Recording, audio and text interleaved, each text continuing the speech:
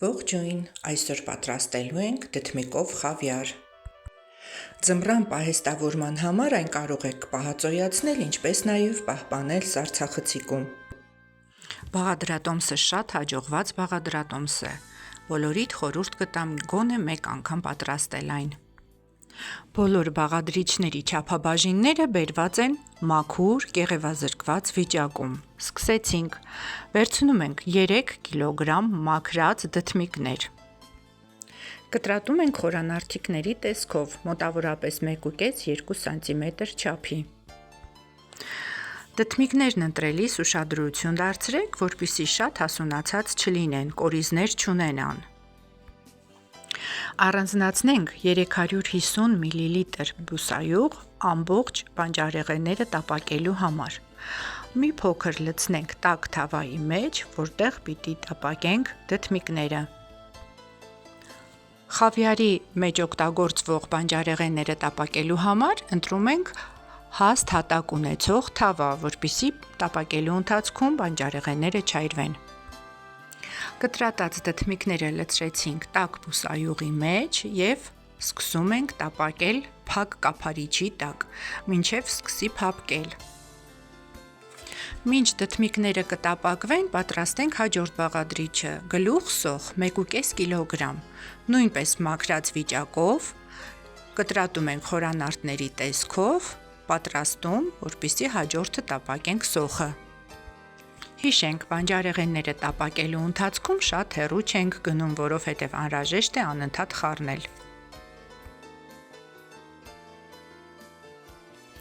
Մինչ կափարիչի տակ կտապակվի սոխը, պատրաստենք հաջորդ բաղադրիչը՝ գազար, մաքրած վիճակում 1 կգ, կլոր կտրտած,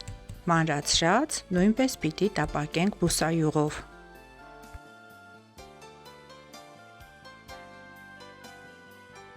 Գազարը կափարիչի տակ մի փոքր տապակելուց հետո ես ավելացնում եմ 1 սուրճի բաժակ ջուր, քանի որ այն մի փոքր ավելի կոշտ բանջարեղեն է և ավելի երկար պատրաստման պրոցես է անհրաժեշտ։ Հաջորդ բաղադրիչը բուլղարական կարմիր պղպեղ, մաքրած վիճակում 1,5 կգ, նույնպես կտրատում ենք խորանարդների տեսքով, տապակում բուսայուղով։ Շտապ եմ պատասխանել շատերի մոտ առաջացող հարցին. արդյոք կարելի է կարմիր բուլղարական պղպեղը փոխարինել կանաչ պղպեղով։ Իհարկե կարելի է, սակայն չենք մոռանում, որ և համը, և տեսքը կարող է մի փոքր փոփոխվել։ Մինչ պղպեղները կտապակվեն, մենք պատրաստենք հաջորդ բաղադրիչը՝ 1 հատ կծու ծիծակ։ Բարակ կտրատում ենք և ավելացնում պղպեղների վրա, տապակվելու։ Ովքեր կծվի սիրահարներ են, կարող են 1 կծու ծիծակի փոխարեն օգտագործել 2 հատ։ Խոհանոցում անմահական բույր է տարածվել։ Չնայած պրոցեսը փոքր-ինչ երկարատև է, բայց արդյունքն արդարացնում է այն։ Հաջորդ բաղադրիչը սխտոր, մաքրած վիճակով 120 գ, քերիչով անցկացրած։ Սխտորը նույնպես բուսայուղով սկսում ենք տապակել։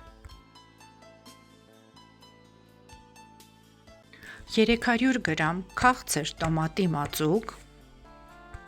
ավելացնենք տապակված սխտորի վրա, շարունակենք տապակել։ Բոլոր տապակված բանջարեղենները հավաքում ենք ավելի մեծ հաստ հատակով կաթսայի մեջ, որպեսզի շարունակենք եփել։ Ավելացնում ենք կես կապ կտրտած մաղադանոս։ Մաղադանոսը կարող եք փոխարինել կես կապ նեխուրի ցողուններով։ Որպեսզի բանջարեղենները եփվեն և մի փոքր հյութ դուրս գա նրանցից, դնում ենք մի փոքր եփվելու, մոտավորապես 15-20 րոպե, անընդհատ խառնելով։ Մեզ անհրաժեշտ է, որ բոլոր բանջարեղենները իրենց հյութը դուրս տան։ Հյութալի մասսան ավելի հեշտ է բլենդերի միջոցով մանրացնել։ Բանջարեղենները եփելու ժամանակ եթե կզգաք, որ հեղուկը պակաս է, կարող եք 1 սուրճի բաժակ ջուր ավելացնել։ Սակայն չարաշահել պետք չի։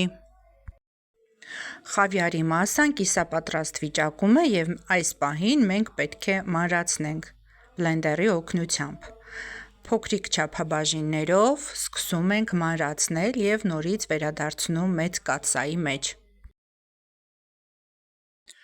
Ավելացնենք համեմունքները՝ աղ 80 գրամ, շաքարավազ 80 գրամ, կարմիր քաղցր տաքտեղ 40 գրամ, կես թեյի գդալ կծու կարմիր տաքտեղ, 6 կամ 9% խնձորի քացախ 80 մլ։ Բաղադրիչները լավ խառնել, որպեսզի բոլոր համեմունքները հավասարաչափ տարածվեն։ Կաթսան տեղափոխել կրակի վրա և սկսել զանգվածը եփել։ Եփելու ենք մոտավորապես 40-45 րոպե անդադար խառնելով։ Եփվելու ընթացքում, եթե ձեռքի տակ ունեք, կարող եք կաթսան ծածկել ցանցե կափարիչով։ Խավիարի եփվածությունը ստուգելու համար իմացեք, որ եփված խավիարից հեղուկ չի առանձնանալու, կարող եք ստուգել։ Մեր անմահական խավիարը պատրաստ է։ Կարող եք պահածոյացնել, ինչպես նաև պահել սառցախցիկում։